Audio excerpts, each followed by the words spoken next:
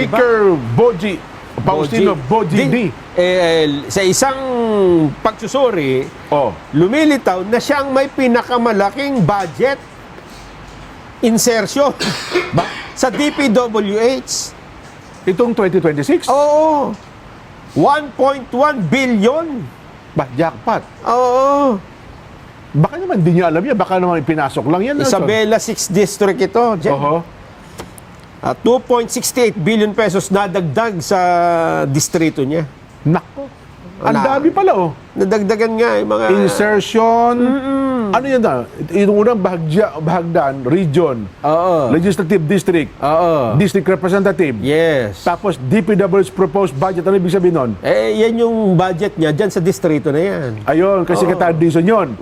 Itong House proposed DPW's budget. Yung version ng House. So, malimawa yung kay Boji D. From 1.1, naging 3.7 billion. So, ang naging insertions daw sa kabuuan? 2.6, 2.68. Nako. Ibig sabihin, ang pinopose lang ni Secretary Dizon, 1.1 billion. Pagdating sa House, naging 3.7. Ay, sinasabi nilang insertion. Kasi hindi naman yun ang pinopropose ng department. Hindi yung galing doon sa mismong NEP. Dinagdagan. Oo. Pati pala si Chairperson Micaela Swansing, ang Chairperson ng Appropriations Committee, ay meron din pong insertions. Ano na yan, Jen? Ha? Yan parang rank na yan. Mula sa pinakamataas. Ang sumunod ay yung APRO Chairperson, di ba? Si Swansing? Oo, si Micaela. Ang idinagdag niya sa budget ng DPWH, 1.7. Mas malaki pa ang idinagdag kaysa sa original. Ang original, 1.6 lang Baka naman napakalaki ng mga proyekto niya doon sa kanyang ano.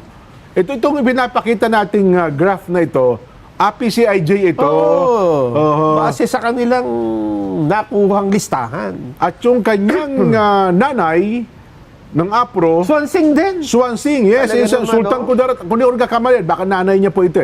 Sultan Kudarat, Sultan Kudarat. Kasi dati sa distrito nito si Micaela, tatay niya yan Diyan niya ako nagtataka mag-asawa, magkahiwalay yung isa na nasa yung tatay nasa Bisiha, yung mananay nandun sa Sultan Kudarat. Tingnan mo rin, 2.3 naging 3.8. 1.5 ang insertion niya. Insertion.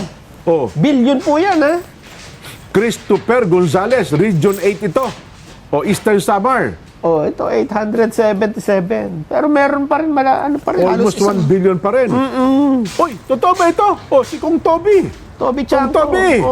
Ang pinropose na sa nabotas, sapagkat napakalit lang naman ang nabotas. Lit lang. 362 million. Magkano dinagdag niya? 1 billion, 1.1 billion, pare ko. Nako. Saan pa ilalagay ni Kong Toby yung proyekto sa nabotas? Ano yan? Pagpapatayo ng yung malaking, ang taga nito? Hindi, yan? Bulungan? Yung nasisira kasi yung dyan. Oo nga pala, yung dike, no? Yung dike. Siguro nga. Yung seawall, di ba? Hindi ba, pero teka lang, di ba tinututulan ni Kong Toby rin yung mga insertions na yan? Hindi. Di ba sa tutol dyan? Hindi ako tutol dyan. Ganun ba? Meron nga meron ako. Di ba? Di pala tutol, sorry. Tinututulan ko yung sarili ko? Sa Pangasinan, 6th District. Premisias, Agabas, Marilyn. Naku, 1.7 pare ko. Yes. So, dinagdagan niya kanyang insertion, naging 740 million. Yung kanyang dagdag. Davao del Norte, 1st District. Uy, Di Carlo. From 4.8 naging 5.5. Pero laki nung kanya, initial pa lang 4 billion, mahigit. Almost 5 billion. Yan yung DPWH. Kaya nga, ibig ko sabihin, ano bang mga pagawa nyo sa kanila, nung dinagdag na niya, naging 5 billion naging 5 billion pa. Kalahating milyon. So meron siyang insertion na almost 7 million. 700. 700 million. Dinagdag niya. Sa Region 11, Zamora Maria Carmen. Aba, ito ba yung yung bata pa? Yung kasama sa tawag ito? Prosecutor? 2 billion, 2.4. Naging 3.1 billion. Tapos, yung kasunod, 696 million ang kanyang insertion. At tinawag yung kasunod na pangalan. Nako! Di na naman. At yung pangalan, Faustino Michael Carlos III. Pastino din. Oo. Hindi anak siguro. Mga kabang, ay nako, 884 lang ang galing sa dividend, naging 1.5. So dinagdag siya ng 668 million. Sige pa. Oh, Sumunod. Misamis Oriental, 2nd District. Oo. Tako, si Imano. Oo. Vicente Imano po ito. Oo. Ang laki niya pala. Initially, 5 billion. Hindi pa natuwa. Sa 5 billion, nakulangan pa. Ginawa pong 6.3 billion, pare ko. Sa susunod, magugulat ka kung sino yan. Surigao del Sur, 1st District Representative, Momo! Romeo Momo. 2 billion na, sir. Ang inyo pong budget dyan, 2.7. Ang laki na eh. Hindi pa kayo natuwa. Ginawa nyo pang 3.2 billion. Oo. Nagdagdag pa po kayo ng 470 million. Paano nyo ubusin sa loob ng isang taon na proyekto yan? Kung Momo, ngayon pala nakasama sa doon sa kasuhan ng plunder ba yun? Oo, kinasuhan siya. Sarili. Oo, mag-isa siya. Ganon. Oo. Tapos nag-resign ata siya na miyembro ng House Contingent. Oo, ng BICAM. Sa Ng BICAM, yes. Pero hindi daw siya magre-resign sa Congressman. sa committee. Committee siya ng DP ng di ba? Public Works. Public Works, Siya ang chairman ng House Committee on Public Works. Ba talaga naman? Yan ang kanyang expertise kasi. Expert. Sana sir, yung pagiging expert ninyo dyan, ginawa nyo na sa mabuting kaparaanan, ano? Ang kaso, ang ginawa nyo po para sa atay sa expert nyo sa mga proyekto. Anyway, ito, Guimaras. Si JC Rahman Naba, nako, 621, ginawa po niyang 1.0646 billion. Alit-lit na naman ang Guimaras. Ano ba ang gusto niyong proyekto dyan, no ha? Lalo siguro patamisin yung mangga, no? Ang mangga ng Guimaras. Ako ito pa. Aba! Si Jay Kunghun. Ba? Jeff Kunghun, ano? Zambales 1st District, 1.8 billion. Nag-request pa po siya ng dagdag, naging 2.1 billion. Grabe, no? Ito po yung yung mister ni kung di ako nagkakamali. Na hindi na sila.